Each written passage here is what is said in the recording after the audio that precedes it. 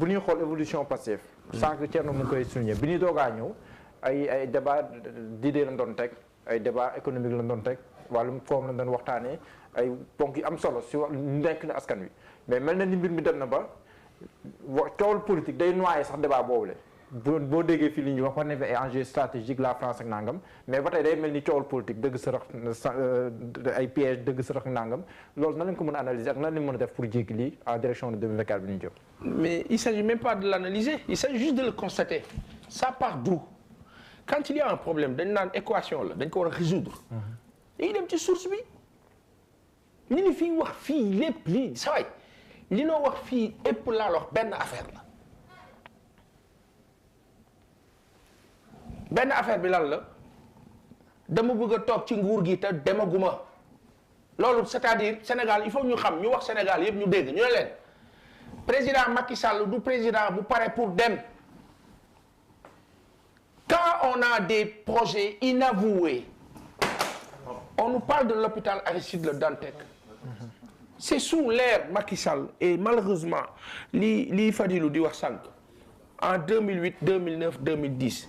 ngay gis ñuy sonal président Macky Sall nga toog ci internet bi di ko défendre ñëpp a ko défendre boobu temps président sama baay bi sama kilifa bi mu ngi woon ci président Abdoulaye Wade on n'était pas d'accord avec vous on a défendu le président Sall même principe boobu mais moo taxawaat nii pour ñu défendre Ousmane Sonko ak képp ku nekk ci opposition bi moom même chose. attitude bi ñu am nii amoon nañ ko sur Khalifa Ababacar Sall parce que c'était injuste que caisse d'avance bi nga xam ni permettre na Macky Sall ak ñi mu àndaloon diggante 2008 2009 bi Benno Siggil Sénégal di gagné mairie Dakar ba 2012 ñi àndoon ak moom am ay jafe-jafe ñu récupérer leen di leen dimbali à part de la mairie nga xam mode de fonctionnement ba pendant presque 15 ans wala peut-être 8 ans 9 ans diggante 2000 2008 ba bi nga fay nekk nga xam nu kees bi doon fonctionner nga ñëw sukkandiku ci loolu mais loolu c'est de la trahison quand quelqu'un est capable de faire ça il peut faire pire dama wax sànq des projets inavoués il se passe des choses dans ce pays Fadilou a raison de dire du lépp la ñu mën a wax mais bis dina ñëw ñu wax ko nag mais junjal na tuuti rek junj bi lu lenn lu dul su fekkee da nga jël sous l'ère Macky Sall di xalaata écraser une ville comme Dakar la capitale soi-disant bañ ko defati ville quand quelqu'un pense comme ça nga tenter réfléchir à nommer le maire de Dakar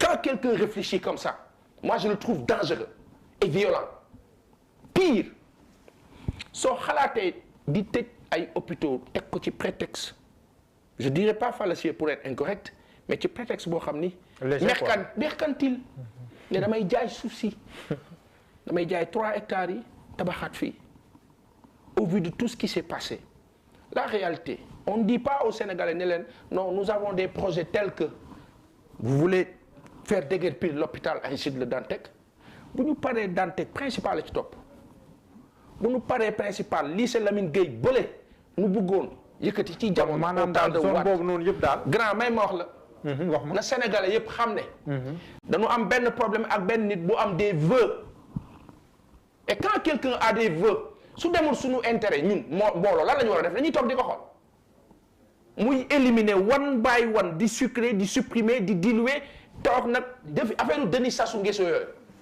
la Sénégalais yëpp xam ne du fi am na suñu bëggoon interpeller Paasan mooy le cas de Soxna Aminata Tall dégg naa nga wax si oui ba mu waxee si pré-campagne balaa ñuy dugg si campagne bi li xewoon Yewwi wala wax ñu génne ko këram Kandji voilà loolu bëggoon naa tam oui parce que bon du maison de fonction société nationale de recouvrement defe naa sunu baay bi xam na que da doon fay rupture unilatérale de contrat la teguñu ko fenn mais nguur am na doole boobu tout comme au temps du parti socialiste ci jamono ku àndul ak ñoom ñu génne la kër gañ la dégg. ñoom ñu bëri am nañ ci. exact mais est-ce que vérifier kër googu du maison de fonction. non non du tout loolu yomb xam nga. ñu bëri am nañ ko yomb. non mais sëñ bi.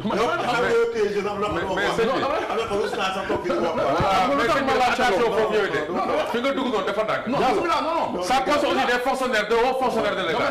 dama ne voilà moo tout tam dugg ko sens bi dul mox la dul fonctionnaire dul baax ma lay voilà oui dul fonctionnaire waaw mën nañ am droit ci kër yooyu noonu déedéet mais xanaa force loolu discrimination politique def la non du tout am na foo xam ne fonctionnaire yi il faut nga politique yi ñooy déggoo quoi Diop may ma tuuti waaw dañuy am agence puis gérer patrimoine du état je sais am ay administration yoo xamante ne ñooy joxe ay logements de fonction les gens donnent des maisons à des fonctionnaires. waaw suivant rang bu ñu am. waaw suivant seen ay seen kii seen. ñi am droit et tout. ñi am nañ droit ñu jox leen tel type de logement ñi am nañ droit ñu lay renouveler seen mobilier par X nombre d'années. et ça loolu laa la wax xam nga la moo nekk après derrière. ñoo xamante dañuy jël un foncier qui coûte ay 1,5 million le mètre carré sur des assiettes yu ay 1000 et quelques mètres carrés. di leen ko jaay au franc symbolique. c'est ça dëkk bi am na fi. am na tam ay habitation yoo xam ne nii dafa dëgg ay hauts fonctionnaires bu suñu politique. faites très attention. non ay pédage ma ne. on a les solutions parce que zone bi mu. yow kay boo amee loolu dama ne la. am na yoo xamante ne ils les ont achetés au franc symbolique. ñenn ñi ñoo moins cher jël jaay. gars yi si développé ay projet ñenn ñi dañoo dëkk te moomuñu. bu fa seen mbir jeexee état day jëlaat mbiram. dëgg la te moomuñu ko. xam nga lu ma bëggoon laaj. par rapport ak le cas de Soxna Aminata Tall parce que zone bi mu wax. ne du maison de logement. maison de fonction daf ma jaaxal. parce que yaakaar naa bu mu juum. li ko dalee l'ancienne maison de Jean Collin. ba quand Dial Diop. amul propriété privée. kër yi fa nekk yëpp maison de fonction la.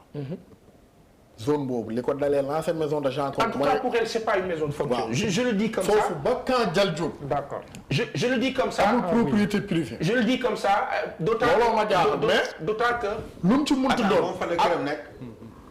mooy en face camp Dial Diop bi kër yi janoo camp Dial Diop bi. foofu la booy kër Aminata Tall. waaw surtout fi mu wax ne fa lañ ko génne. damay laaj. non man maa ngi ko xamee woon Liberté 6. foofu lañ ko génne. man maa ngi ko xamee woon Liberté 6. Aminata Tall dëkkul Fann. non man Liberté 6 laa xamoon derrière l'école. mooy derrière les pédagogues. c'est derrière. du pédagogue fii Sacré Cœur. du terrain. da nga di si loo xam ne. mais mooy derrière les pédagogues. monsieur le ministre da ngeen gis loo xam ne Aminata Tall këram. ci corniche bi la nekk. non kër gi mu wax ne dañ ko fa génne. non mënuñu ko génne fu dëkkul. këram ci corniche bi la nekk. est-ce que amul foofu mooy kër gu weexu mag boobu. génne nañ ko wala génnewuñ ko. man xaw ma loolu xaw ma si dara. génn parce que je l'ai pas suivi. yéen a bëgg a détourner waxu. non ñeen ña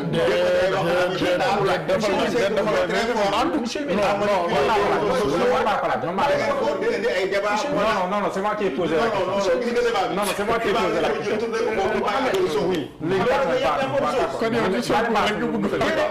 Nous avons vérifié, nous avons parlé à madame Aminata Tall qui l'a confirmé. D'accord, point leer. beneen bi. beneen c'est yow la xam nga bu ñu toogee télé ne moom ko wax. leer. waaw loolu leer. moment ba muy am itam. mais wax bi du Aminata Tall. nous on discute. monsieur monsieur mais kii Mouhamed. dama lay wax benn affaire. man ci nguuru président Macky Sall laa toog dégg ñuy projeté ay kilifa yu ko jege di xalaat jaay université bii. Cheikh Ndadio mi. déglu baax li ma lay wax ci ay nitam bokk. di xalaat ne il faut que ñu jël des décisions osées parce que foofu li fa ne dafa bari ça peut rappeler waaye déglu ma wax la.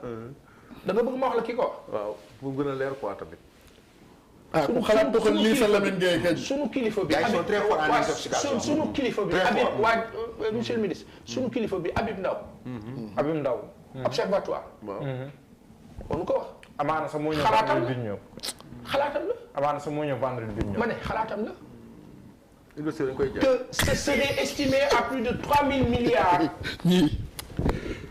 fi ñu à jëm ak plus de 3000 Sénégalais. milliards. que il faut oser. je dis dama lay wax. benn affaire. on ne peut pas fermer un aéroport à Dakar. au moment où Doudou Ka nous dit AIBD épongé nañu sunu ay bor. même s'il y a une version contraire après. Oui. Qui peut le plus peut le moins. ginnaaw loolu am na lu tax ngeen tëj bi mais pourtant bii tëjul mu ngi fonctionner. loolu ak loolu di fa wàcc. aéroport militaire ma ne. loolu ak loolu di fa wàcc. il faut que les Sénégalais se posent la ba pare question. séddoo foncier bi boole ko ci. oui séddoo foncier bi. lan moo wàcc nga tënkee Mohamed na Sénégalais yi gëstu lan mooy wàcc aéroport Léopold Sédar Senghor. D'accord. lan moo nekk ci hangar yi nekk aéroport Léopold Sédar Senghor. D'accord. il faut que ñu comprendre benn affaire grand. ma tëjee foofu